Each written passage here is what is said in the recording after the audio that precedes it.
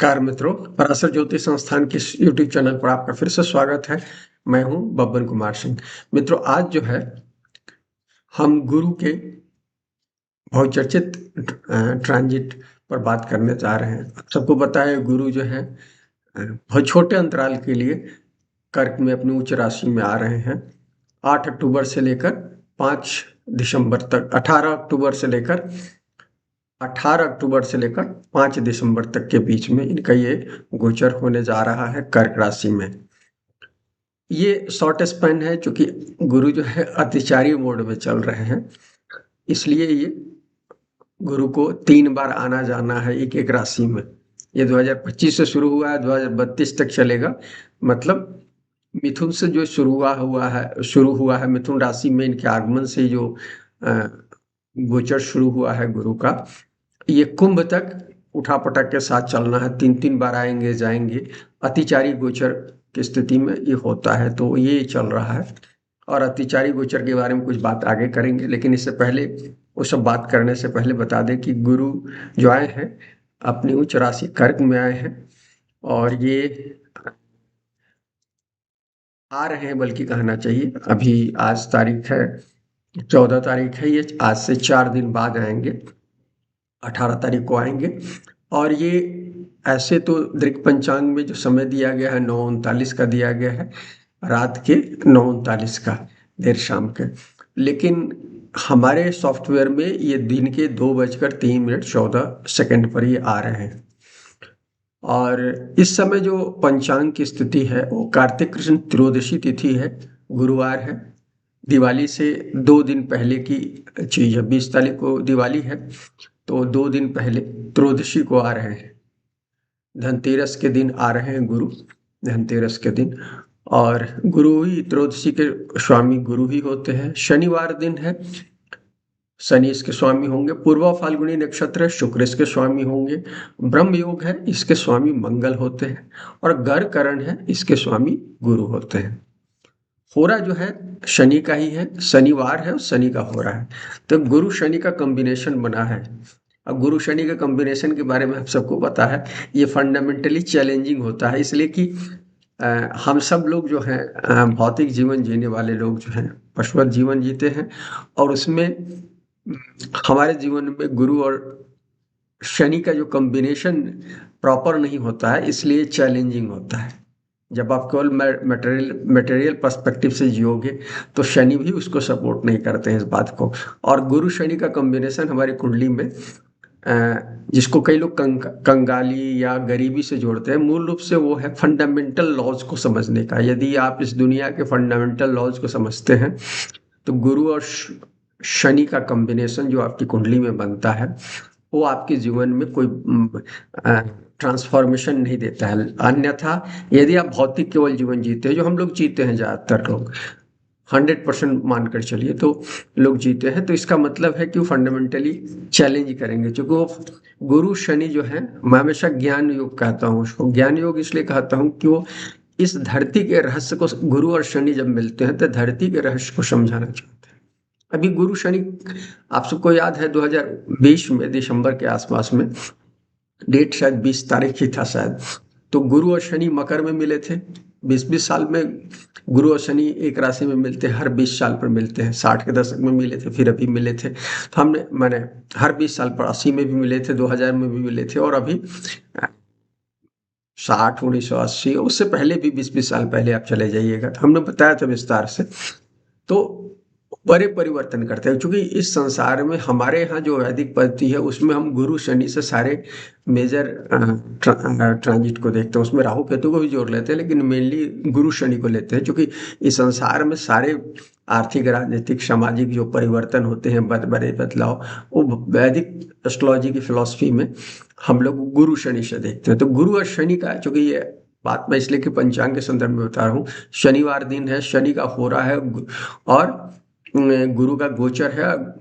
तिथि जो है गुरु का है, करण जो है गुरु का है, 2 भागों पर गुरु का प्रभाव है।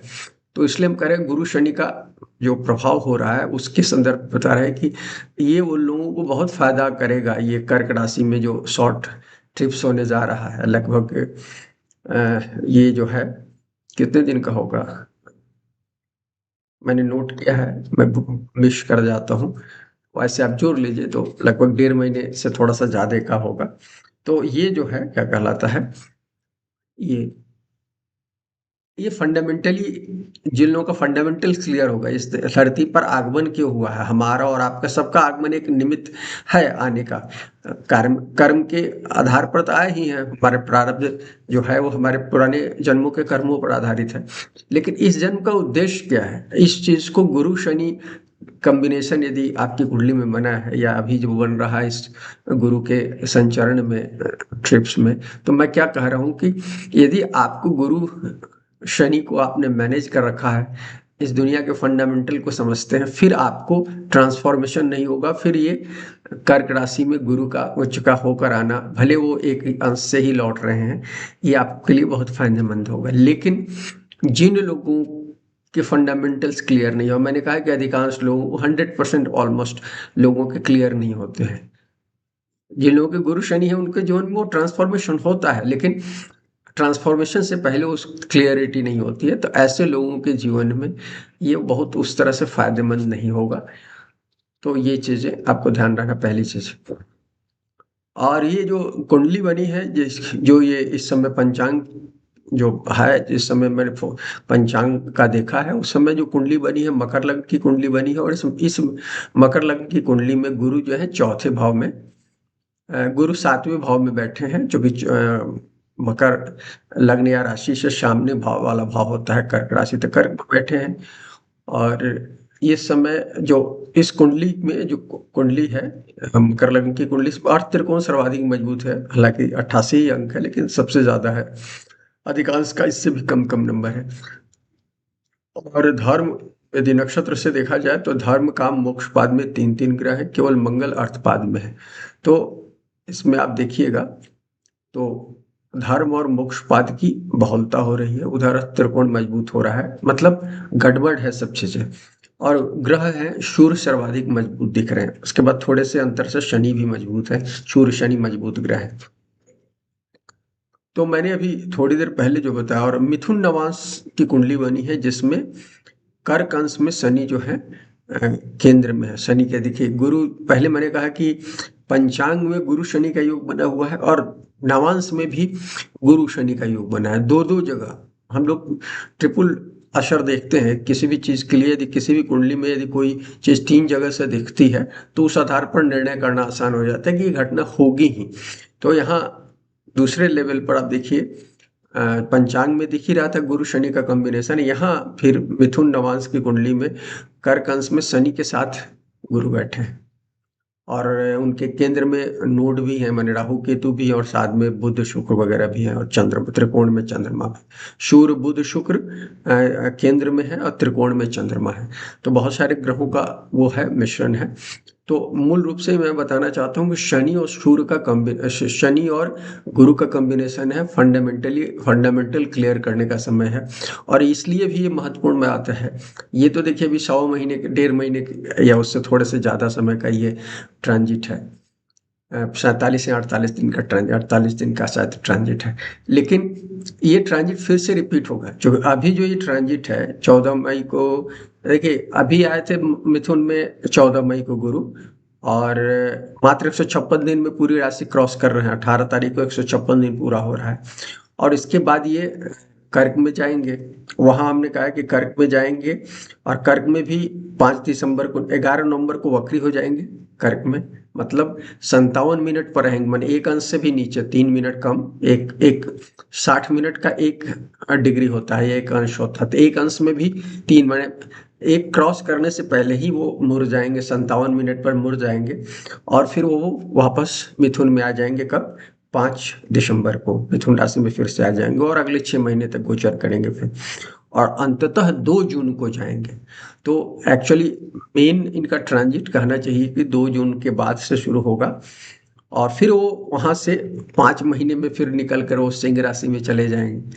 तो सिंह में चले जाएंगे 31 अक्टूबर को, और फिर वहां भी इसी तरह का शॉर्ट ट्रिप करेंगे, और शॉर्ट ट्रिप करके 25 जनवरी 2027 को फिर वापस आ जाएंगे, क्या कहते हैं, कर्क में। तो मेजर ट्रांजिट इनका जो है जो मेजर ट्रांजिट आपको कहना चाहिए कि 26 और 27 में इनका है, और ये बहुत शॉर्ट ट्रिप है। और इसी तरह का ट्रिप लगभग कुंभ तक चलना है, इस सबको ध्यान रखिए। तो क्योंकि ये क्या कहलाता है 2027 तक कर की 3 बार परिक्रमा करेंगे सिंह, तो ये चीजें दिख रही है। इसलिए कि क्या कहलाता है, हमने बताया 2000, ये भी जो 25 से शुरू हुआ है 2032 तक ये लगातार 3 बार एक एक राशि में जाएंगे।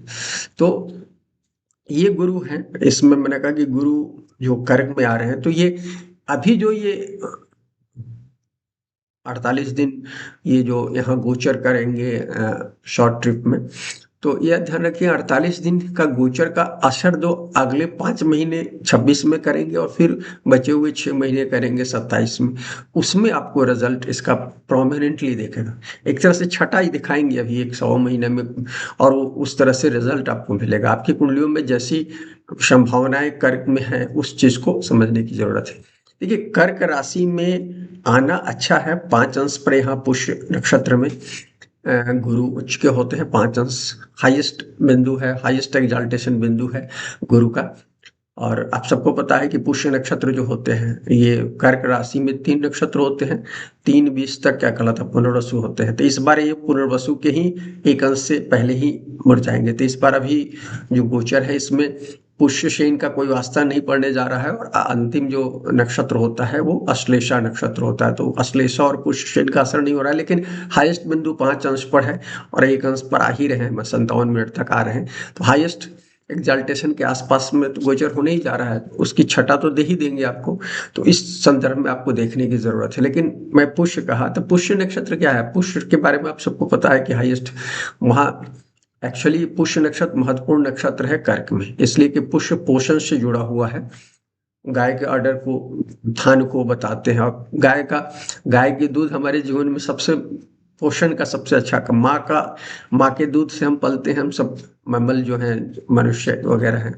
लेकिन कहते हैं कि जिसकी माँ दूध नहीं पिलाए, जिसका शनि चंद्र का योग हो या किसी और कारणों से, तो माएँ कई बार दूध नहीं पिला पाती है, तो उनको गाय का दूध पिलाया जाता है बच्चों को। प्राय आप देखे होंगे आजकल तो इसे कृत्रिम दूध भी पिलाने की प्रचलन चल गया है काफी सालों से।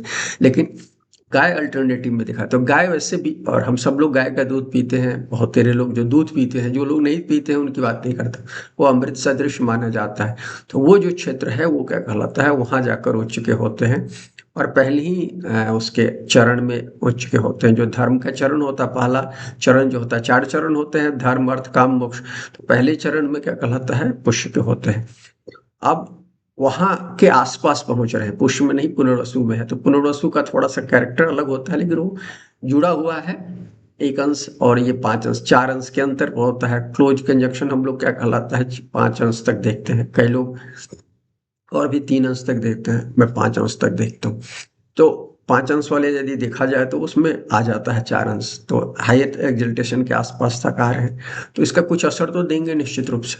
लेकिन असर कैसे देंगे, गुरु क्या है, मैं हमेशा कहता हूँ गुरु को कहा गया है, सारे क्लासिक में बताया गया है अधिकांशतः, ऋषि महर्षि पराशर से लेकर और लोगों ने भी अब वो बताया है, या बात किया आचार्यों ने, कि गुरु सर्वाधिक, कुछ लोगों को छोड़कर अधिकांश लोगों ने माना है कि गुरु सर्वाधिक बेनिफिक ग्रह है। शुभ ग्रह जो है, शुभता जो है गुरु देते हैं। क्यों देते हैं, ये सोचने की बात है। गुरु इसलिए सबसे, गुरु की 2 राशियां हैं कालपुरुष कुंडली में। 2 राशियां इनको दी गई है, इनको दी गई है धनु राशि और इनको दी गई है मीन राशि। धनु 9वीं राशि है कालपुरुष कुंडली की, और मीन 12वीं राशि। मैं कई बार अपने वीडियो में अलग अलग समय कह चुका हूँ, और इस पर अलग से वीडियो भी बनाया है कि धनु जो है धर्म की राशि है। धर्म मतलब, धर्म का जन्म कहाँ से होता है, भक्ति से होता है। हालांकि आजकल भक्ति गाली हो गया है, इसलिए कि गलत चीजों में उसका इस्तेमाल हो रहा है, राजनीति में हो रहा है। राजनीति धर्म से राजनीतिक नहीं चलती है, एक बात जान लीजिए। इसलिए वहाँ वहाँ इस्तेमाल होने से उस भक्ति को खराब माना गया है।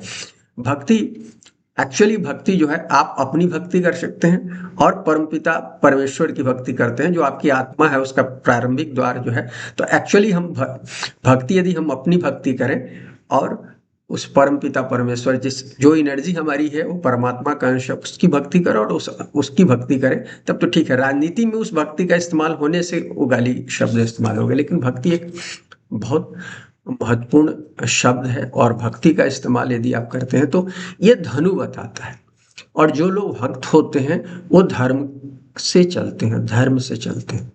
तो यदि आपके जीवन में धर्म है, और मीन को मैंने कई बार कहा है कि मीन जो है परम भक्ति का धन है, वहाँ स्पिरिचुअलिज्म की बात है, यहाँ धर्म की बात है, वहाँ अध्यात्म की बात है। तो धर्म और अध्यात्म ये दो भावों के स्वामी है, क्या कहते हैं, गुरु कालपुरुष कुंडली में। और ये कर्क में आकर उच्च के होते हैं। कर्क कौन सी जगह है? हमारी आंतरिक सुख का जगह है, ये हमारी माँ की जगह है, ये हमारे उस घर की जगह है जहाँ हमारा जन्म हुआ था, जहाँ हमारा माँ के गर्भ से हम निकलकर इस धरती पर प्रकट हुए थे, वो उस जगह को बताता है। तो इसलिए क्या कहलाता है, उस जगह पर गुरु होते हैं। क्योंकि एक्चुअली हमको सबसे ज़्यादा जो आंतरिक सुख मिलता है, जो सुख की जो भावना है, वो हमारे घर में मिलता है। किसी को दफ्तर में किसी हाईएस्ट पोजीशन पर नहीं मिलता है। हाईएस्ट पोजीशन तो ये दुनियादारी और सामाजिकता से जुड़ा हुआ चीज है, इस बात को समझिए। आपको अपने घर में ही सुख शांति मिलती है।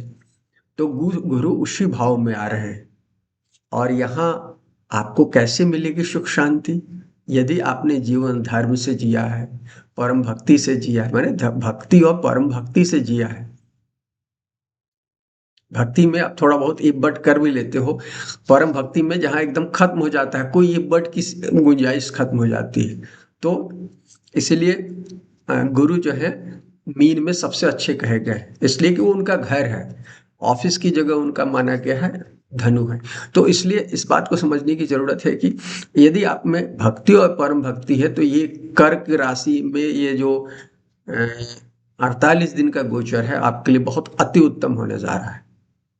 मैंने दो चीज कहा, याद कीजिए, दो चीजें कही। एक चीज कहा है कि शनि गुरु का कॉम्बिनेशन ये बताता है, दो लेवल पर दिख रहा है, नवांश कुंडली में दिख रहा है और फिर क्या कहते हैं पंचांग में दिख रहा है, और भी जगह में दिखेगा। हमने तो दो जगह की चर्चा की अभी, तो दो जगह दिख रहा है। ये बता रहा है कि आपका फंडामेंटल्स क्लियर है, इस दुनिया में आपका जन्म क्यों हुआ है, क्या क्लियर है?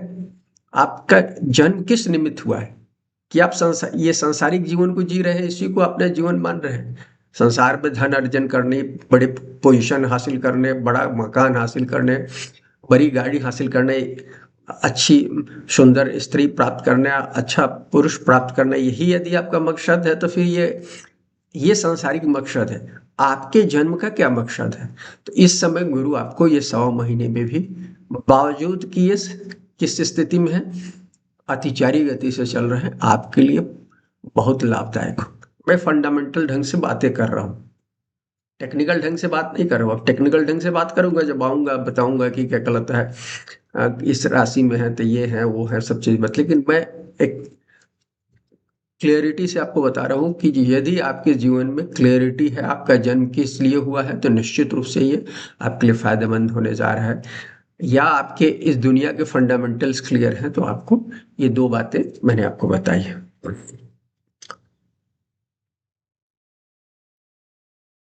ये जो है गुरु, गुरु ये जो 4 नंबर साइन होता है, कर्क की राशि होती है, घर की राशि होती है, आप सबको पता है। सुरक्षा भाव, सिक्योरिटी हमको घर में मिलती है, इसलिए सिक्योरिटी इंपॉर्टेंट होता है। और भावनात्मक रूप से हम क्या कहलाता है, इमोशनल फुलफिलमेंट को बताता है। माँ हमको फुलफिलमेंट देती है, जिस धरती से जुड़े हैं, जो घर है फुलफिलमेंट देता है। क्या होता है, ज्यादातर लोग जो ऑफिस जाते हैं या कहीं भी जब घर आते हैं तो उनको सुख शांति मिलती है। अब उनकी बात नहीं कर रहा हूँ जिनके अपने माँ से 36 के आंकड़े हैं, जिनके अपनी पत्नियों से 36 आंकड़े हैं या पतियों से आंकड़े हैं। लेकिन प्रायः लोगों को घर में सुख शांति मिलती है, ऑफिस में नहीं मिलती है। कुछ लोगों को मिल सकती है, जिसका 10th हाउस बहुत प्रोमिनेंट होगा उसको मिलेगी, लेकिन जनरली चौथा घर, प्राइमरीली क्या कहलाता है, चौथा घर इंपॉर्टेंट होता है। सेकेंडरी 10th हाउस इंपॉर्टेंट होता है। कर्म है, इसलिए कर्म से जोड़ने पर वो कई बार प्राइमरीली आप 10th हाउस को भी ले सकते हैं, जो कि टोटल कर्मा को बताता है, हमारे आपके कुल कर्म को बताता है, हर तरह के कर्मों को बताता है 10वां घर। लेकिन एक्चुअली चौथा घर हमारा सबके लिए इंपॉर्टेंट होता है। चौथा घर इंपॉर्टेंट होता है क्योंकि ये हमको इमोशनल फुलफिलमेंट देता है। तो यहाँ गुरु आ रहे हैं, इमोशनल फुलफिलमेंट यदि आपके पास है तो इसमें रिजल्ट आपको अच्छा मिलेगा। तो यहाँ आ रहे हैं गुरु। तो हम ये बता रहे थे कि ये चौथा जो कालपुरुष कुंडली में जो राशि है या भाव है, ये मोक्ष त्रिकोण का हिस्सा है। चौथा, आठवां और 12वां ये मोक्ष त्रिकोण है। मोक्ष कब मिलता है? मोक्ष क्या मतलब है? फ्रीडम। मोक्ष का मतलब फ्रीडम है। जब आप अपने जीवन में फ्रीडम महसूस करने लगे, इस धरती पर ही आप फ्रीडम महसूस करने लगे, तो आपको यही मोक्ष मिल गया। मरने के बाद यदि आपको फ्रीडम मिलता है तो मरने के बाद मोक्ष। तो मोक्ष की बात जो है टोटल फ्रीडम को बताता है। तो टोटल फ्रीडम कब मिलता है? जब ये संसार में जो हमारा जन्म हुआ है बंधन है, हम बंधन में बंधे हुए हैं, माँ बेटे के संबंध में, बाप बेटे के संबंध में, मियाँ बीबी के संबंध में, बाप बेटे और भी अलग अलग संबंध हैं। सभी संबंधों में जो हमारे हैं वो है। तो ये बंधन है। इस बंधन में बंधे होने के कारण जब इस बंधन को हम तोड़ जाते हैं, सन्यासी हो जाते हैं, तो इस बंधन को तोड़ते हैं। हालांकि सन्यासी केवल भगवा धारण करने से सन्यासी नहीं होते। अंदर से यदि आप सन्यासी हो जाते हैं, वो आप गृहस्थ जीवन में भी हो सकते हैं और गृहस्थ जीवन छोड़कर सन्यासी वाले फॉर्म में भी हो सकते हैं। यदि उस स्थिति में आ जाते हैं तब ये क्या कहलाता है? आपका कहलाता है ये आंतरिक सुख देने की स्थिति में होता है। तो गुरु उस फंडामेंटल चीज को बता रहे हैं यहाँ आकर। तो हमने बताया कि मोक्ष को बता रहे हैं, तो गुरु इसलिए मैंने कहा कि बहुत सारे लोग उस रास्ते पर ले जा सकते हैं इस कर्क राशि में। अब ये जो भौतिकवादी जो हम सब लोग जी रहे हैं जीवन, ऐसे लोगों के लिए बड़े ट्रेजिक है भैया। इसका मतलब क्या है? जीवन का अंत होना, या आप जिस तरह का जीवन जी रहे हैं, जिसको ऊपरी लेवल पर आप जी रहे हैं, उस जीवन से भी अंत होना है, मुक्ति होना। उसको ये फ्रीडम, उस फ्रीडम को बता रहा है। तो कर्क राशि में आने पर ये फर्स्ट राशि है। कर्क राशि जो है, दूसरी वृश्चिक है और तीसरी क्या कहलाता है? मीन होती है। तो कर्क से ही शुरुआत हो जाता है, इस बात को ध्यान रखिए। फ्रीडम जो है कर्क से ही शुरुआत होता है। तो यदि बहुत सारे लोगों के लिए मोक्ष की शुरुआत हो सकती है, इसलिए मैंने कहा कि आ रहे हैं तो इस चीज को समझने की जरूरत है। वीडियो थोड़ा सा लंबा होगा मित्रों, क्योंकि कुछ बातें विस्तार से बता रहा हूँ, क्योंकि सब वीडियो में मौका नहीं होता, गुरु की लोग सुनना चाहते हैं, इसलिए मैं इसको बात बता रहा हूँ। तो इसमें है। और इस बातों का, इन बातों को इतना डिटेल में बताने के पीछे कारण है कि देखिए गुरु अत्याचारी मोड में है। और सौम्य ग्रह, सौम्य या शुभ ग्रह दो माने गए हैं। महर्षियों ने दो ही ग्रह को सौम्य माना है। किसको? गुरु को और बुध को। शुक्र को बाद के आचार्यों ने शामिल किया है, शुक्र को नहीं शामिल किया है। महर्षि पराशर हो या और कई ऋषि जो लोग हैं, दो ही उसको मानते हैं। तो बुध और गुरु को सौम्य ग्रह। तो ये बुध और गुरु जब भी अतिचारी होते हैं तो ये खराब बताया गया है, संसार में अशांति लाता है, उथल पुथल आता है, इस चीज को समझिए। तो अभी गुरु फिर से अतिचारी मोड में आ गए। अभी याद होगा, अभी 2018 से लेकर 2021 के बीच में 2-3 बार गुरु अतिचारी हुए थे। 24 में भी हुए थे, लेकिन वो आगे पीछे नहीं हुए थे, उस तरह का अतिचारी नहीं हुए थे। लेकिन 18 से 23 के बीच में देख ली, सॉरी 18 से 2019 या 20 के बीच में देख लिया, 3 साल, हाँ 3 साल लगभग, 18 से 21, 18, 19, 20, हाँ 18 से 20 के बीच में। तो 3 बार ऐसा हुआ होगा कि आगे आगे पीछे चले गए, फिर वापस, इस तरह की स्थितियां होगी। 3 बार होता है उस स्थिति। तो वो जब हुआ था तो कोविड आया था, आपको पता है। कोविड ने दुनिया की इकोनॉमी को बदल दिया, और उसी का एक्सटेंशन अब फॉर्म हम देख रहे हैं। उस जो थोड़ा बहुत बदलाव कोविड के समय हुआ था, थोड़ा तो नहीं, बहुत बड़ा होना चाहिए, वो इंडिकेशन है, लेकिन उसके बावजूद हम बदल नहीं पाए हैं। उसको जो बचा खुचा है, जो हम लोग नहीं बदलने के लिए तैयार हैं, उसको अब हम अगले 7 सालों में देखेंगे, 25 से 28 में। दुनिया की इकोनॉमी बहुत, देखिए कोविड को मैं मानता हूँ लोगों की जान उस तरह से नहीं लिया जितना बड़ा इकोनॉमी पर प्रभाव डाला है। दुर्भाग्य से अभी भी अधिकांश लोग हम में से इस बात को स्वीकार नहीं कर रहे हैं कि दुनिया बदल गई है। आप देखो, जब से कोविड निकला है, कोविड में लोग कुछ गए, लेकिन उसके बाद मरने वालों की संख्या कम नहीं हो रही है, असमय जाने वालों की संख्या बढ़ गई है। या तो लोगों के जीवन में आर्थिक परेशानी आ रही है, या उन लोगों की जीव मामले में परेशानी आ रही है। तो लेकिन खासकर जो लोग, इसलिए मध्य आयु में जाने वालों की संख्या बढ़ती जा रही है। उसका कारण यही है कि गुरु जो है, जो अतिचारी जब होते हैं, गुरु बुध जैसे लोग, तो जीव मामले में सपोर्ट नहीं करते हैं। तो जीव मामले में स्पेशली, और गुरु तो चूंकि अर्थव्यवस्था को भी इंडिकेट करते हैं शनि के साथ, तो उस मामले में भी तो इकोनॉमी मेजर, मैं कहता हूँ इकोनॉमी फैक्टर बहुत बड़ा है, क्योंकि एक नए युग की शुरुआत होनी है। मैं इसलिए इस बात को कह रहा हूँ कि 1930 से लेकर 60 के बीच में, 1930 से 1960 के बीच में मैंने एक वीडियो बनाया है इस पर, गुरु अत्याचारी कब कब हो रहे हैं। और मैंने बताया है कि कैसे अगले 20 सालों में क्या कहलाता है, उस समय भी लगभग उस समय से थोड़ा सा ज़्यादा ही 3-4 साल ज़्यादा, इस बार शायद 24 साल है, अब मैं आंकड़ा भी भूल रहा हूँ। तो 1930 से लेकर 60 के बीच में जिस तरह से अत्याचारी हुए थे, बार बार ऐसे ही 7 साल 3 साल इस तरह से हो रहे थे, उसी तरह से मोड़ में आए हैं। तो आप याद करो 30 से 60 के बीच में क्या हुआ था। सेकंड वर्ल्ड वार हुआ था, उसके बाद क्या कहलाता है, दुनिया के नक्शे बदल गए, वर्ल्ड पावर बदल गया, ब्रिटेन से अमेरिका में पावर शिफ्ट हो। अब उसी दौर में हम आ गए हैं कि पावर शिफ्टिंग होनी है, अमेरिका से फिर क्या कहलाता है शिफ्ट होकर किसी और चाइना या किसी और देश में ये पावर नंबर 1 जाना है। और इसी इसी का क्रम चल रहा है। तो ये कब होता है, जब या तो विध्वंस की स्थिति होती, युद्ध की स्थिति होती, युद्ध की स्थितियां तो दिख ही रही हैं।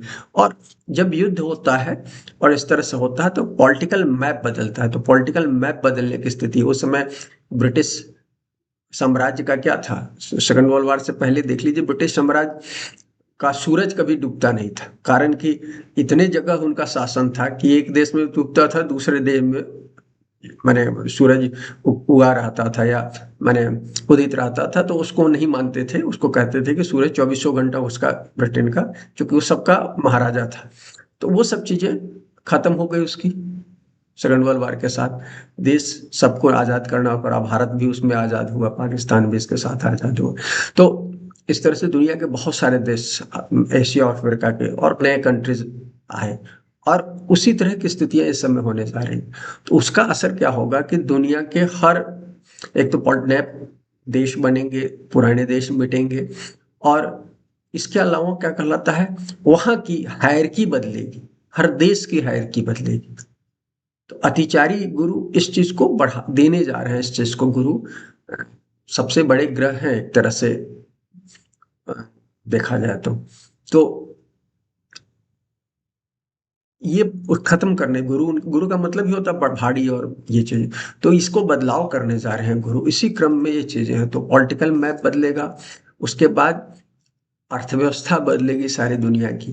तो ये सब चीजें कैसे होगी, विध्वंस होगा, युद्ध होगा, दूसरी चीजें होंगी, सब चीजें देख ही रहे हैं, अभी देख रहे हैं कैसे रूस यूक्रेन पर युद्ध हो रहा था, अभी भारत ने कैसे पाकिस्तान पर चढ़ाई कर दी या पाकिस्तान ने आतंकवादी कार्रवाई की, अभी अमेरिका ने किस तरह से चुगलबाजी की क्या कहलाता है भारत के मामले में, या दूसरे देशों में भी इसराइल और गाजा की पट्टी के मामले में जिस तरह से कर रहा है, और जिस तरह से वहाँ के राष्ट्रपति जो है नोबेल प्राइज नहीं मिलने पर खीजू बता रहे हैं, सब चीजें क्या है ये, एक समान ढंग से यदि आप सोचिएगा तो ये इस तरह की स्थितियां होती हैं जब क्या कहलाता है दुनिया इस तरह से बदलती है, जिसमें मूल्य खत्म हो जाते हैं, क्योंकि नए मूल्य की स्थापना होनी है, पुराने मूल्य बेकार हो गए हैं, लोगों को व्यवस्था में विश्वास नहीं बचा है, और जो थोड़ा बहुत विश्वास बचा है उस विश्वास को भी खत्म होना है, क्योंकि एक नई व्यवस्था क्रिएट होनी है। तो वो उसके लिए सब चीजें गुरु कर रहे हैं, और इसका असर अभी भी छोटे से अंतराल में जो हम कह रहे हैं कि गुरु उच्च के हो रहे हैं, तो इसको उच्च का नहीं मानिएगा। कारण क्या होता है कि जब सौम्य ग्रह जब अतिचारी होते हैं तो या उच्च के हो अपने घर में हो, वो उस तरह के रिजल्ट नहीं देते हैं।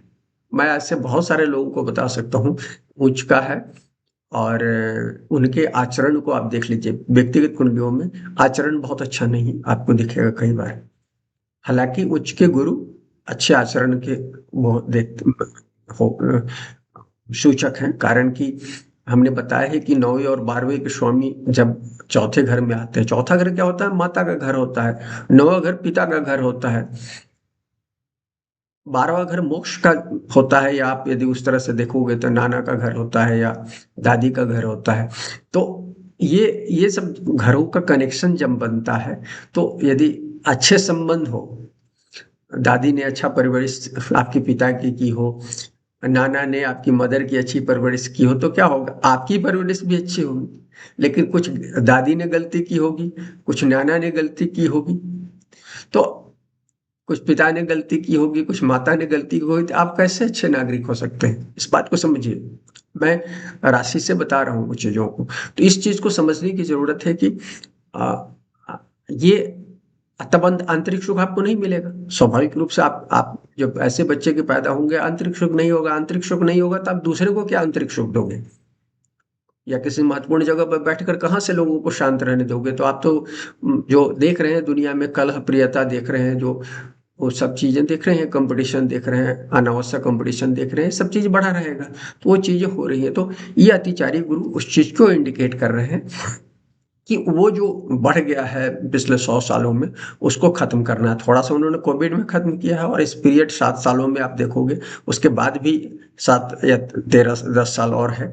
उसमें भी 3 साल के अंतराल के बाद फिर 35 के बाद 32 के बाद फिर 35 से फिर अतिचारी गुरु का शुरू होगा। 3 साल नहीं है, जैसे अभी 3 साल नहीं था, 21 से लेकर 25 तक, या एक एक नहीं था, 21-22 से लेकर 25 तक नहीं था, तो उसी तरह से आगे भी इस तरह की स्थिति है। वो आप वीडियो देखिएगा, वो अभी वीडियो देखा जा रहा है, तो उस वीडियो को देखिएगा तो उसमें मैंने आंकड़ों बताया है, पिछली चीज़ों की चर्चा भी की। तो उस संदर्भ में देखने की ज़रूरत है। ये इस ये अतिचारी गुरु के प्रभाव में ये 1.5 महीने या 48 दिन का गोचर हो रहा है, उसमें समझ लें। इस बारे में मैं देख रहा था, बृहत संहिता जो बरामिहिर साहब की लिखी हुई है, आचार्य बरामिहिर साहब नहीं कहना चाहिए, हमारे पूर्वज हैं, बहुत पूर्वज हैं, आचार्य उनको कहा जाता है। आचार्य बरामिहिर की बात कर रहे हैं। बृहत संहिता में अष्टम अध्याय बृहस्पति 4 में बताया गया है, श्लोक 16वें में कहा गया है कि एक साल में 2.5 नक्षत्र से, 2.5 से कहा गया है कि 2 नक्षत्रों तक यदि गोचर होता है गुरु का एक साल में तो शुभ है। 2.5 तक होता है तो उसको मध्यम बताया गया, लेकिन 2.5 से ज्यादा नक्षत्रों में गोचर होता है तो कहता है तमाम फसलों को नष्ट करता है, ऐसा गोचर। और आप देख रहे हैं कि अभी जो है, पिछले साल भी आप देखेंगे और इस साल तो क्लियर कट दिख रहा है कि इस ज्यादा क्या कहलाता है 2.5, और ये हिंदी वर्ष में देखिएगा, संवत्सर में देखिएगा तो आपको 2.5 से ज्यादा नक्षत्रों में गोचर होगा। इसी अष्टम अध्याय में बृहस्पति 4 में बताया है बराहमिर साहब ने, बराहमिर आचार्य बराहमिर ने, कि मार्गशीर्ष वर्ष में 27 नक्षत्रों को 2 और 3 नक्षत्रों में बांटकर एक तरह से 12 महीने की कल्पना की गई है। और उसमें मार्गशीर्ष महीना होता है, मार्गशीर्ष जो महीना मार्गशीर्ष वर्ष में अनावृष्टि होती है, अनावृष्टि होती है। तो अभी चूंकि मार्गशीर्ष चल रहा है, चूंकि ये नियम ऐसा है कि जहां अस्त होते हैं सूरज, फिर जहां से उदय होते हैं, तो चूंकि अभी अभी गुरु अस्त हुए थे जून में, जुलाई में क्या कहलाता है उदित हुए, तो वो मार्गशीर्ष में हुए थे, तो मार्गशीर्ष महीने में हुए थे, तो इसलिए मार्गशीर्ष नक्षत्र में हुए थे, तो इसलिए मार्गशीर्ष वर्ष हुआ। तो मार्गशीर्ष वर्ष में अनावृष्टि होती है, मतलब अकाल पड़ता है, इस तरह की स्थिति दिख रही है। उसके अलावा कहता है जंगली पशुओं, चूहों, टिड्डियों और पक्षियों से धान्य का नाश होता है। धान मतलब फसलों का नाश होता है। मनुष्यों में व्याधि का भय होता है, माने रोग व्याधि का भय होता है, और राजाओं को मित्रों से द्वेष होता है। इस दौर में जब मार्क्सिस वर्ष में, एक तो मैंने कहा कि अनावृष्टि होती है, बारिश नहीं होती है। उसका दूसरा है कि जंगली पशुओं, चूहों, टिड्डियों और पक्षियों से धान्य का, फसलों का नाश होता है। मनुष्यों में व्याधि का भय होता है और राजाओं को मित्रों से द्वेष होता है। मतलब इस समय जो गवर्नमेंट में लोग होंगे वो अपने मित्रों के भी नहीं होंगे। अभी आप अमेरिकन संदर्भ पे देखो, जिस तरह से डोनाल्ड ट्रंप ने अपने सबसे बड़े फाइनेंसर को क्या कहा था, अलग किया, क्या नाम है वो, नंबर 1 दुनिया के अमीर आदमी है, हालांकि आले दर्जे के वो भी जहीन आदमी है, आपको पता है उनकी बात, यदि आप उनके स्टेटमेंट को ध्यान दें, उसमें हम नहीं जाए। और राष्ट्रपति साहब के बारे में सब लोग जानते हैं, डोनाल्ड ट्रंप साहब के बारे में। तो वो चीजें, और ये चीजें सब जगह आप देखिएगा कि मित्र राजा लोग जो हैं, जो गवर्नमेंट में बैठे राष्ट्रपति प्रधानमंत्री, अपने मित्रों के भी नहीं रहेंगे इस पीरियड में।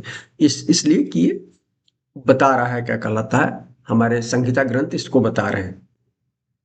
तो इसलिए ये चीजों को मैंने बताया कि अभी मैंने संहिता ग्रंथ क्या कहते हैं, एक मैंने इसलिए बता दिया कि अतिचारी के बारे में जो मैं बता रहा था, उस चीज को संदर्भ में समझ कर फिर क्या लिए आपको क्या कहलाता है, ये आसान होगा यदि आप समझ लोगे तो ज्यादा। इस समय में अतिचारी गुरु इस दौर में दुनिया में राजनीतिक नक्शे में बदलाव करेंगे, आर्थिक व्यवस्था में बदलाव करेंगे, पर्यावरणीय बदलाव, पर्यावरण में बड़े बदलाव करने जा रहे हैं।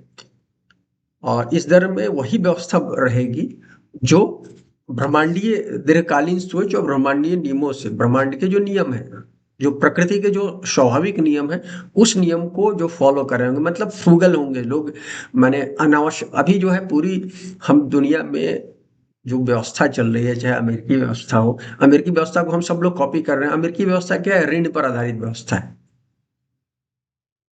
इस बात को ध्यान रखिए। तो ऋण पर व्यवस्था, भाई वो जो अपने यहाँ चार्वाक का सिद्धांत है कि ऋणम माने ऋण लीजिए और क्या कहलाता है, जीवन को जीजिए। तो ये जो है ना, ये स्वाभाविक प्रकृति इसको अलाउ नहीं करती है। इस बात को ध्यान रखिए। ये बेहद कम्पिटिटिव नेचर को बताता है। मैं हमेशा कहता हूँ कि सर्विस एटीट्यूड से चलिए, क्योंकि प्रकृति जो मूल रूप से सर्विस एटीट्यूड, इस संसार में सबके लिए जगह है, जीव मात्र के लिए जगह है। और इस बात को हम लोग नहीं समझते हैं, और इसलिए क्या कहलाता है, अति माने हम हर जगह कॉम्पिटिटिव होकर नुकसान करते हैं। देखिए, यहाँ इस प्रकृति ने अलाउ कर रखा है, बड़ी मछली छोटी मछली को खाती है, यहाँ तक तो ठीक है। लेकिन बड़ी मछली अनावश्यक रूप से छोटी छोटी मछली को परेशान नहीं करती, खाने के समय खाती है।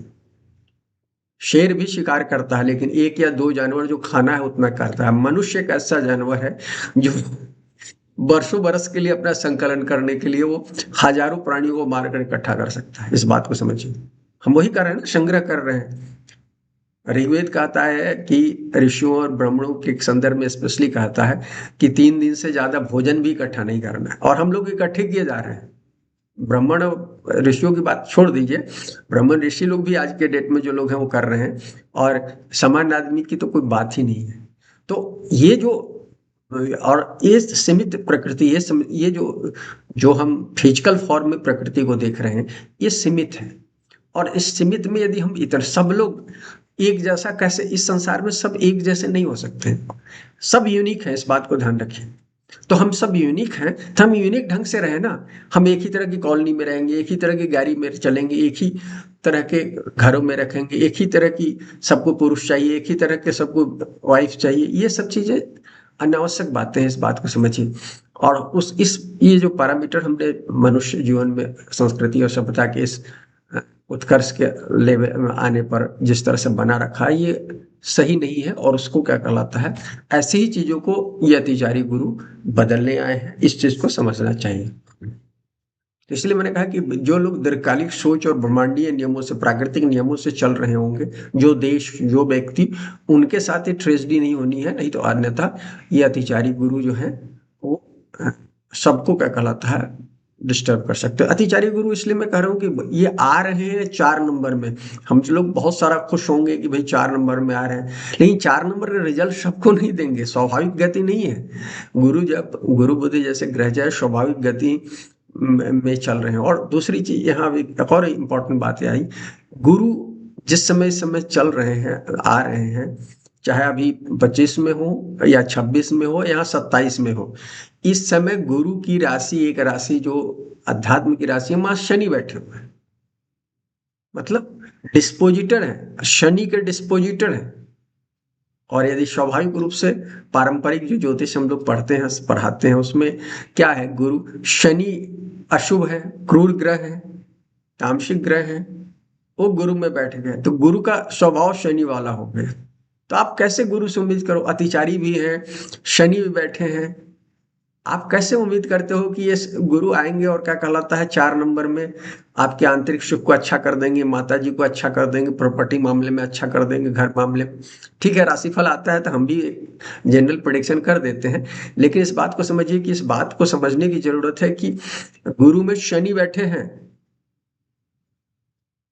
और शनि किस राशि में बैठे हैं, आध्यात्मिक राशि है, पारलौकिक राशि में बैठे हैं। मतलब इस शरीर के अंत के बाद जो हम दूसरी दुनिया में जाएंगे, जो भी दुनिया है, उस दुनिया में बैठे हैं, और ये बता रहे हैं कि उस दुनिया की तैयारी करो। और जो लोग पारलौकिक सोच वाले होते हैं, वो धर्म के अनुसार चलते हैं, वो भक्ति के अनुसार चलते हैं, परम भक्ति से चलते हैं। ये जो अंधाधुन और ये जो सारी बेवकूफियां हम सब कर रहे हैं, वो सब या पशुवत जीवन जी रहे हैं, केवल और केवल इसलिए कि इस शरीर को हम सत्य मानते हैं, इस धरती को तात्कालिक जो हम अपनी नजर से देख रहे हैं, इसी को सत्य मान रहे हैं।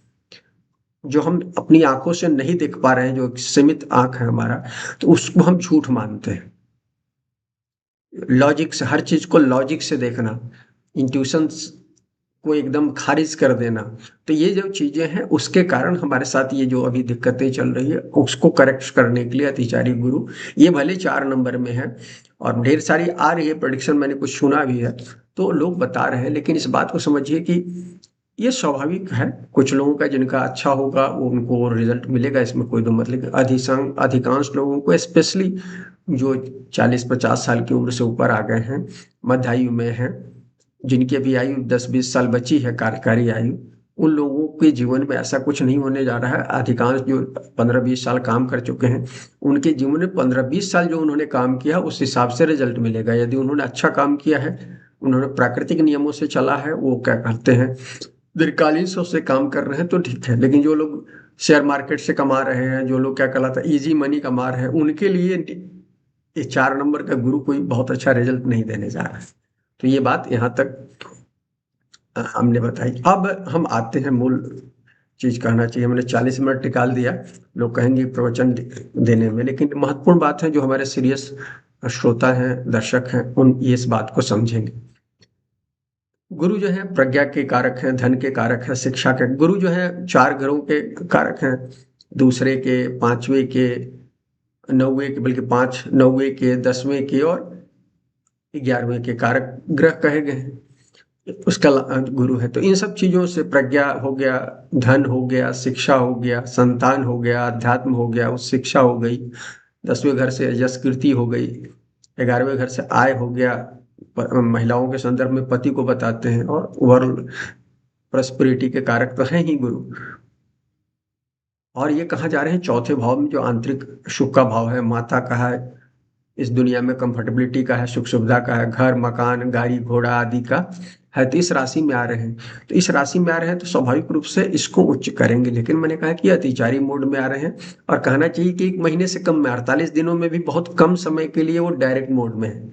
आएंगे 11 नवंबर को, ये आ रहे हैं क्या 18 अक्टूबर को और 11 नवंबर को, मतलब एक तरह से 7 दिन कम ही, माने 20-22 दिन में क्या कहलाता है ये वो हो जाएंगे, फिर वक्री हो जाएंगे। वक्री हो जाएंगे तो रिजल्ट बदल जाएगा, सीधी सी बात है।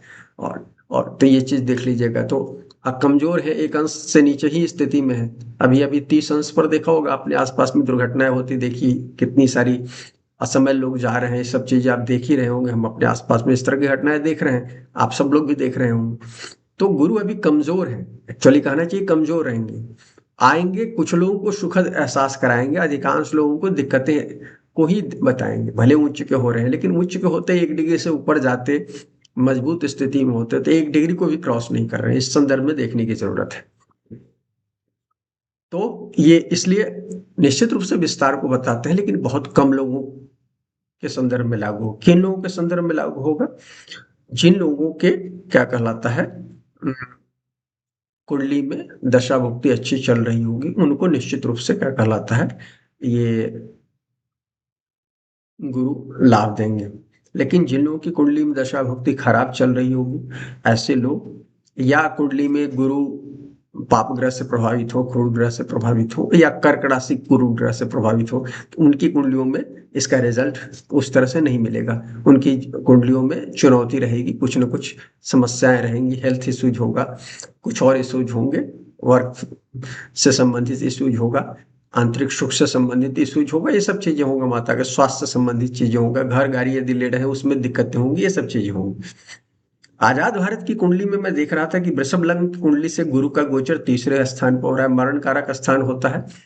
और तीसरे घर में गुरु जैसे ग्रह जब जाते हैं तो ज्यादातर लोग लेजी हो जाते हैं। शुभ ग्रह जब जाते हैं उच्च भाव में, हमेशा चाहे जेमिनी हो चाहे पराशर हो, सबने का क्या कहा है कि वहां वो ग्रह क्या कहते हैं उच्च भाव में, तीसरे छठे 10वें 11वें में, खासकर तीसरे छठे 11वें में तो स्पेशली, और 10वें में भी वो कहा गया है कि पाप ग्रह अच्छे कहलाते हैं। इस बात को 11वें घर में तो सब असर दे देते हैं, लेकिन तीसरे में तो क्या होता है, तीसरा जो है पराक्रम का घर है। तो गुरु आकर वहां पराक्रम क्या करेंगे, वो ज्यादा से ज्यादा प्रवचन दे सकते हैं, जैसे मैं दे रहा हूं आपको। तो प्रवचन से कितने लोग सुनेंगे? जिन लोगों के जीवन में ट्रांसफॉर्मेटिव समय होगा वो तो सुनेंगे, लेकिन आप में से अधिकांश लोग इसको कंट्राडिक्ट करेंगे, जो मैं कह रहा हूं उससे कंट्राडिक्ट करेंगे। कारण कि जो मैं कह रहा हूं उस लेवल तक वो आएंगे ही नहीं। जब नहीं आप हमारे लेवल तक आएंगे तो हमारी बात क्यों सुनेंगे? सीधी सी बात है। तो गुरु का तीसरे घर में, भारत की वृषभ लग्न की कुंडली में तीसरे घर में, वो भी ऐसा घर जहाँ की ऑलरेडी 4-4-5 घर जन्म के समय भारत की कुंडली में, वहां कर्क राशि में बहुत सारे ग्रह हैं, सूर्य चंद्रमा, अमावस्या के आसपास का चार्ट है और अमावस्या का ही चार्ट है। आजाद भारत की कुंडली में। और वो क्या कहते हैं, और भी है, शनि है और सब ग्रह हैं, 5 या 6 ग्रह हैं, 5 ग्रह हैं। तो वो सब ग्रह के बीच में आ रहे हैं, तो गुरु बहुत ज़्यादा क्या कहलाता है, और शुरुआती इनिशियल अंश पर रहेंगे, तो इसलिए बहुत ज़्यादा उम्मीद नहीं कर सकते हैं इसमें। और कर्क राशि जो भारत की कुंडली में, आजाद भारत की कुंडली में लग्न है वृषभ, लेकिन राशि कर्क है। कर्क राशि से कहाँ आ रहे हैं, पहले भाव में आ रहे हैं। तो पहले भाव में गुरु मिक्स रिजल्ट ज़्यादातर कह सकते हैं, कई लोगों के लिए अच्छा देते हैं, लेकिन कहते हैं ना कि जहाँ बैठते हैं गुरु भारी होते हैं, वहाँ कुछ दिक्कतें भी देते हैं। तो इसलिए इन दोनों जगह से, गुरु के तीसरे गोचर और कर्क राशि से पहले भाव में गोचर से एक क्लियर कट दिख रहा है कि देश की राजनीति, अर्थव्यवस्था में, समाज व्यवस्था में बदलाव हो रहा है। और वैसे भी अभी 12वें भाव में है, और 12वें भाव में फिर चले जाएंगे कर्क राशि से। कर्क राशि भारत के, आजाद भारत की कुंडली में कर्क राशि है। और भारत में याद कीजिए 13-14 में भी ये स्थिति बनी थी, 13 में यही मिथुन में थे गुरु। तो क्या कहते हैं, उसके बाद आए कर्क में।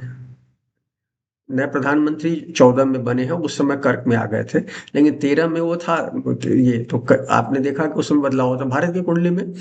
जब भी राशि से, कर्क राशि से पीछे वाली जो मिथुन राशि में जब गुरु आते हैं, तो बदलाव को इंडिकेट करते हैं। पीछे में भी चले जाइए असमय में, तो बदलाव को इंडिकेट करते हैं, ये भी बदलाव का समय है।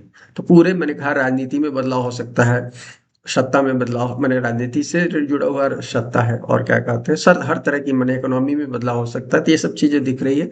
समाज व्यवस्था में बदलाव की स्थिति है, परिवार में भी बदलाव होगा, बहुत सारे परिवारों में बदलाव होगा, तो ये चीजें दिख रही है। तो ये मैंने कुछ आपको जनरल बताई बात।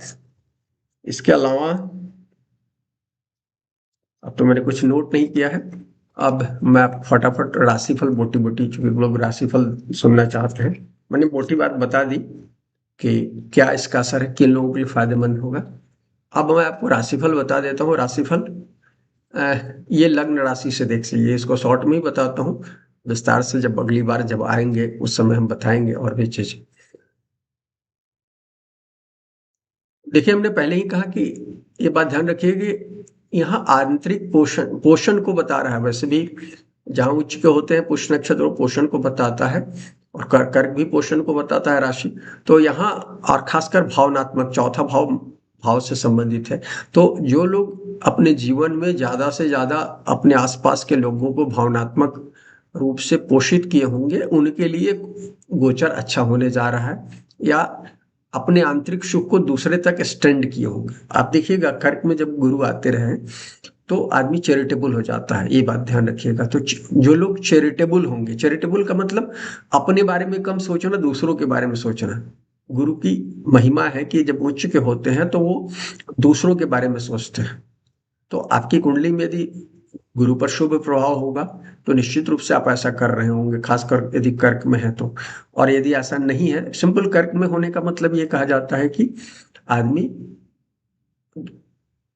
हर, माने, ज्यादा से ज्यादा लोगों को सुखी देखना चाहता है। इस ब्रह्मांड की एनर्जी का यही प्रिंसिपल है, तो उसके हिसाब से काम करता है। तो यदि आपकी कुंडली में ऐसी स्थिति है, तो निश्चित रूप से गोचर अच्छा होगा। अब इसको हम मेष लग्न की राशि के संदर्भ में देखें। मेष लग्न राशि में 9वें और 12वें के स्वामी होते हैं गुरु, चौथे भाव में आ रहे हैं। जो मैंने कहा, उसी संदर्भ में कहा, ये मोक्ष त्रिकोण को एक्टिव हो रहा है इसके कारण। तो इसमें निश्चित रूप से, और 10वें भाव को दृष्टि, सामने की दृष्टि जा रही है, तो कैरियर वगैरह तो निश्चित रूप से अच्छा दिख रहा है।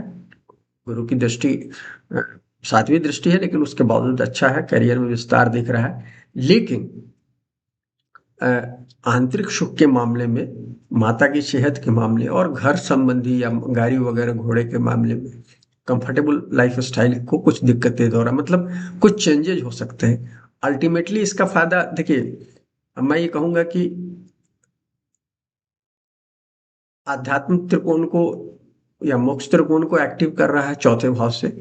तो जिन लोगों की कुंडली में वो बैलेंस है अध्यात्म का, सर्विस एटीट्यूड वगैरह है, तो उनके लिए तो निश्चित रूप से हर तरह से बहुत फायदेमंद होगा। लेकिन ऐसा नहीं होने पर, चूंकि चौथे घर का गोचर अच्छा गुरु का नहीं कहा गया है, इसलिए मैं कह रहा हूं कि गुरु यहाँ आ रहे हैं, तो ये सब चौथे मामले, चौथे घर के मामले में कुछ दिक्कतें हो सकती है। दृष्टि जहां जा रही है उस मामले को, जैसे 8वें भाव दृष्टि दे रहे हैं, तो कुछ लिगेसी वगैरह के मामले में, चूंकि चौथे से देखेंगे वहां, फिर 12वें को देखेंगे तो कुछ विदेश से संबंधित कुछ लाभ हो सकता है, कुछ 8वें से अकल्ट साइंस से संबंधित लाभ हो सकता है, आध्यात्मिक उत्थान से संबंधित लाभ हो सकता है, फॉरेन रिलेटेड कुछ चीजें हो सकती है ये चीजें, और कोई इनहेरिटेंस से संबंधित भी कुछ लाभ हो सकता है, ये सब चीजें हो सकता है। लेकिन जीव मामले में कुछ दिक्कतें दिख रही है, इसलिए मैंने कहा माता के स्वास्थ्य, आंतरिक सुख वगैरह में दिक्कत हो सकती है।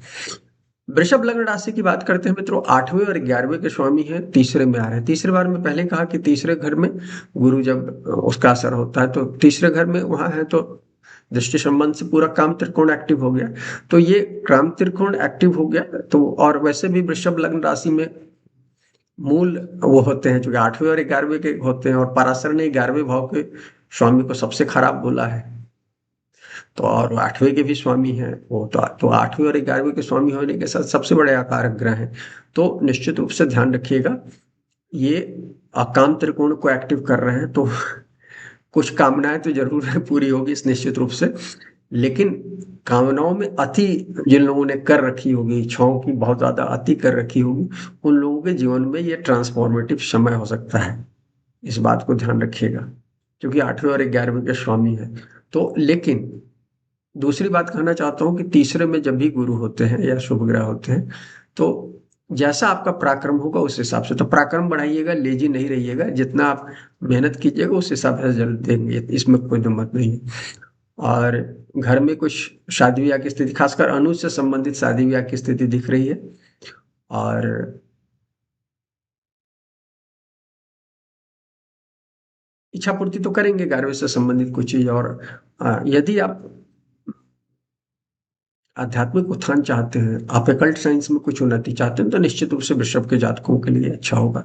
यम नियम, योग प्राणायाम वगैरह को अपनाइए, ये बहुत अच्छा पीरियड है, इसमें गुरु आपको मदद करने जा रहे हैं।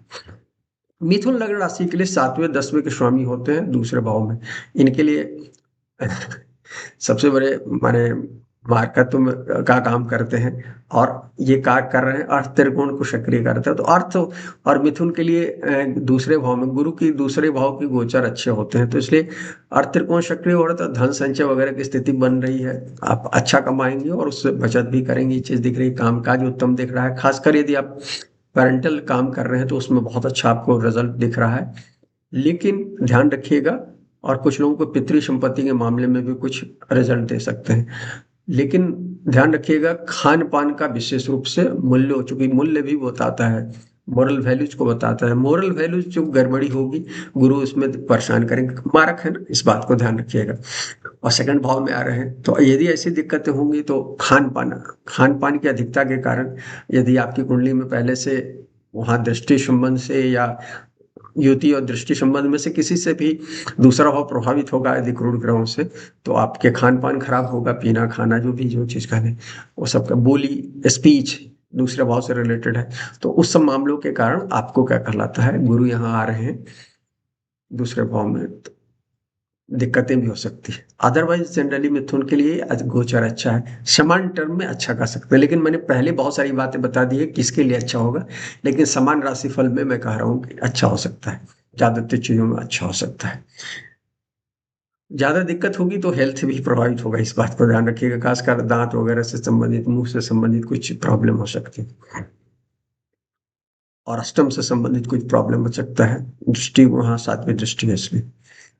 कर्क लग्न राशि की बात करते हैं मित्रों, छठे और नौवें के स्वामी कर्क के लिए, चूंकि इनके लग्न में आ रहे हैं, निश्चित रूप से चूंकि धर्म त्रिकोण को सक्रिय कर रहे हैं, तो इनके लिए 50% से ज्यादा बहुत अच्छा रिजल्ट है। मैंने कहना चाहिए कि इससे अच्छा रिजल्ट जो है गुरु का वृश्चिक लग्न राशि के लिए अच्छा हो सकता है, और उसके लिए क्या कहते हैं, कन्या के लिए अच्छा हो सकता है। कन्या में थोड़ा सा माइल्ड रिजल्ट देते हैं, मिथुन में क्या कहलाता है ज्यादा हानिकारक रिजल्ट देते हैं गुरु, इस बात को देखिएगा। कन्या में थोड़ा सा पॉजिटिव रिजल्ट देते हैं गुरु।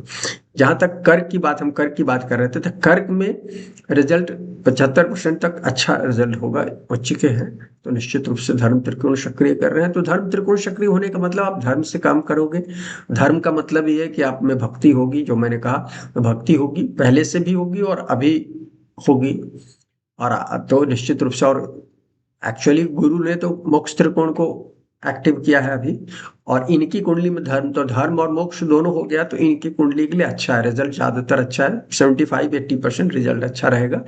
तो आपको क्या कहलाता है, आपको पहले भाव को एक्टिव होने का मतलब है कि आपका करियर अच्छा हो सकता है, पर्सनालिटी इस समय निखरेगी आपकी, आध्यात्मिक वृत्ति भी बढ़ेगी, भौतिकता को भी जीने आप सीखोगे, दोनों में आपका योगदान रहेगा। इस चीज़ें भाग्य का साथ रहेगा, चूंकि 9th पर दृष्टि है, तो भाग्य का साथ से, भाग्य का साथ मतलब आप चैरिटी करोगे, लोगों के लिए सोचोगे, पर्यावरण के लिए हायर लर्निंग सीखोगे, और उसके कारण जो मैंने कहा ना कि गुरु शनि के संदर्भ में मैंने कहा था कि जिसको फंडामेंटल क्लियर होगा, तो कर्क के लिए सबसे ज्यादा फंडामेंटल क्लियर होने का, कर्क राशि के जातकों के लिए सबसे ज्यादा फंडामेंटल क्लियर होने का समय होगा, तो इसलिए इनके लिए ज्यादा अच्छा है। संतान मामले में भी अच्छा रिजल्ट दिख रहा है, नौकरी और व्यवसाय में तो दिख ही रहा है, विवाह की स्थिति भी दिख रही है, ये 7वां भाव को एक्टिव करेंगे, इसलिए पहले और 7वें को एक्टिव करने से कहीं ना कहीं शादी विवाह की स्थिति बनती है।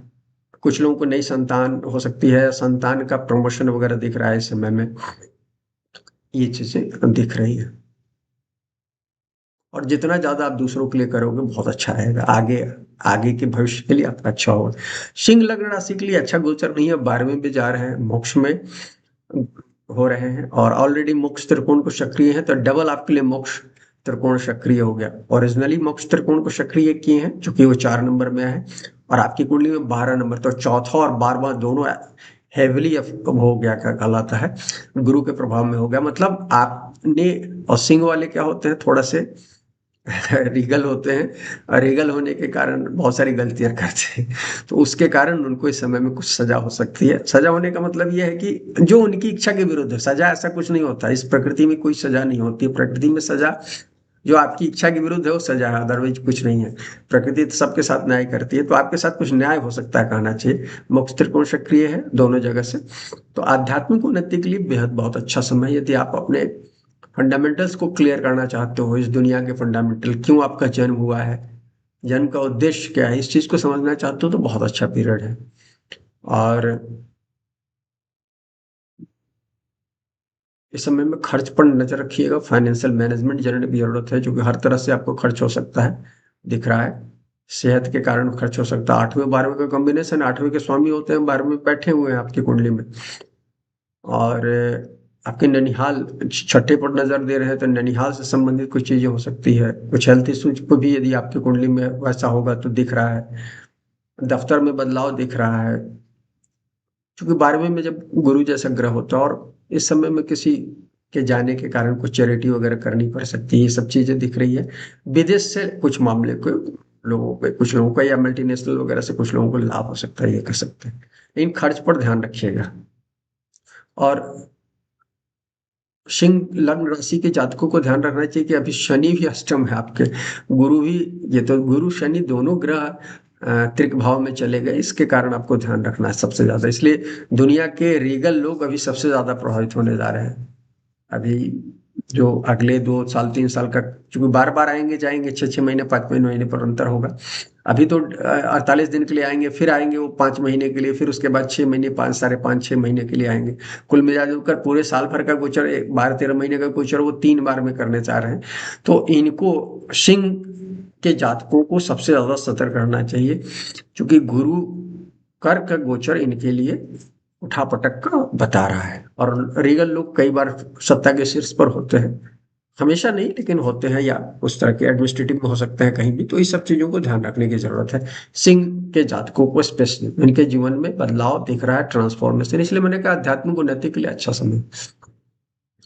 कन्या लग्न राशि के लिए चौथे और 7वें के स्वामी है, और ये 11वें भाव में गोचर होने जा रहा है। 11वें भाव में गोचर होने के कारण ये गोचर अच्छा हो सकता है, हालांकि बुध के साथ इनका रिजल्ट थोड़ा सा गर्म होता है, लेकिन मैंने पहले कहा कि कन्या के साथ थोड़ी सी स्थिति अच्छी होती है, 2 भावों के शुभ भावों के स्वामी होने के कारण भी थोड़ा सा न्यूट्रल रिजल्ट होता है। लेकिन काम त्रिकोण को इसमें 11 नंबर को सक्रिय करने के कारण कई आप लोगों के लिए इच्छा, क्योंकि शनि और गुरु जब भी आते हैं आपको किसी की कुंडली में 11वें भाव में गोचर में, तो वो बहुत सारी चीजें इच्छा पूर्ति कराते हैं। तो इच्छा पूर्ति जो आपके पिछले 12 साल से बनी होगी, उसमें इच्छा पूर्ति होगा, जो आपने सोच रखा होगा उसकी पूर्ति होगी।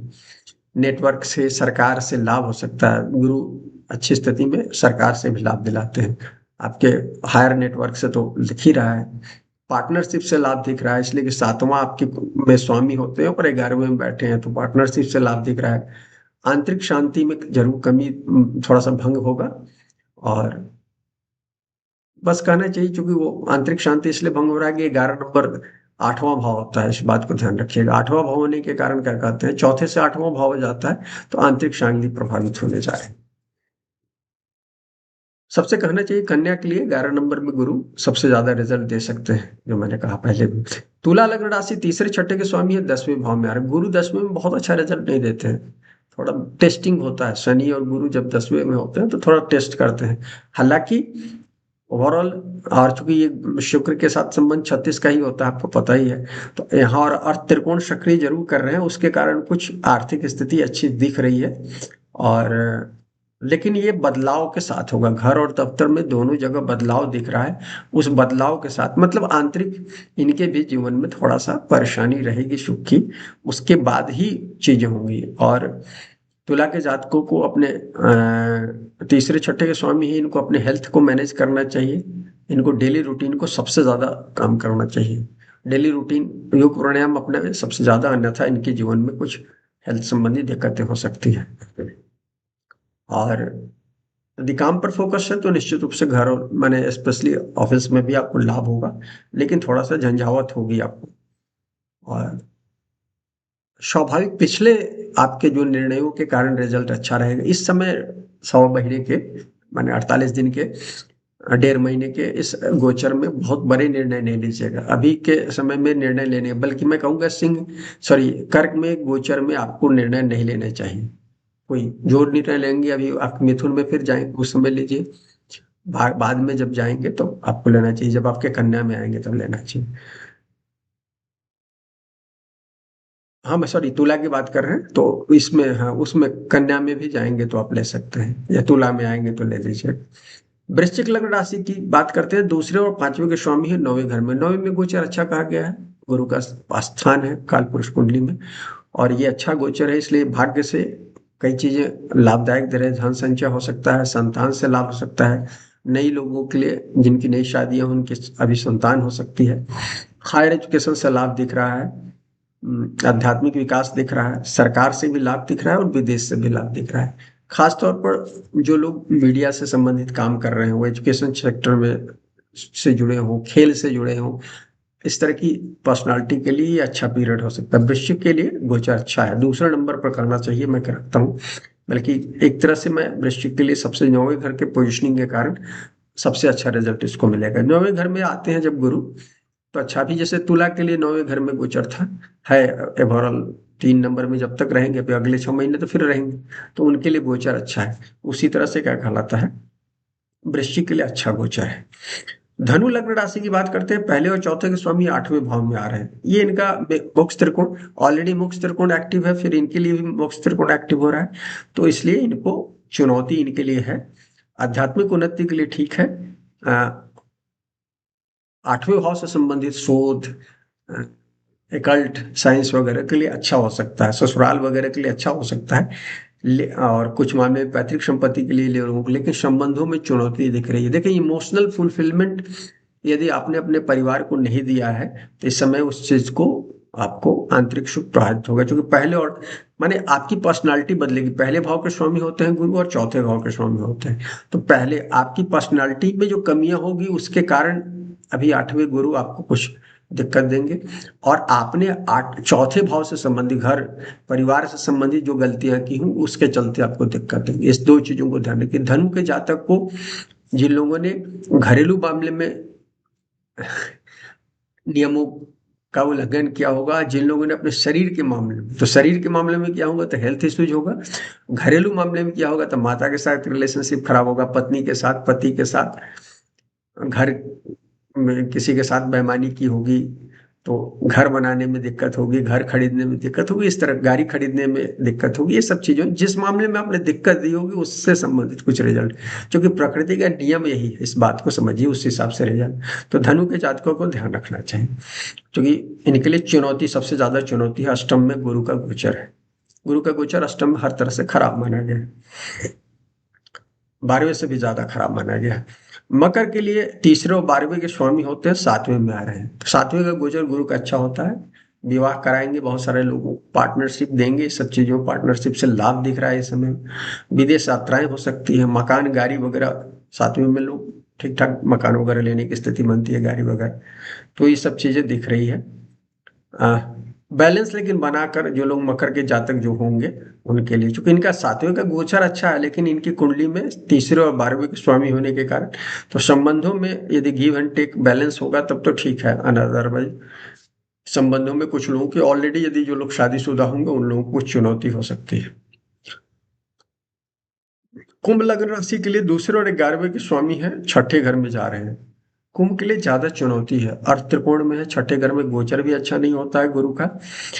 दूसरे और 11वां जो धन के मामले में तो अच्छा है, लेकिन वो मारक होता है पराश्रय नियम से। दूसरा भाव तो मारक, सर्वाधिक बड़ा मारक है ही, और एक तरह से 11वां भाव को सबसे ज्यादा पापी उन्होंने कहा है, तो वो भी अल्टीमेटली अंतिम छोर पर उसको भी मारक की गिनती लेते हैं 11वें घर में, तो इसलिए।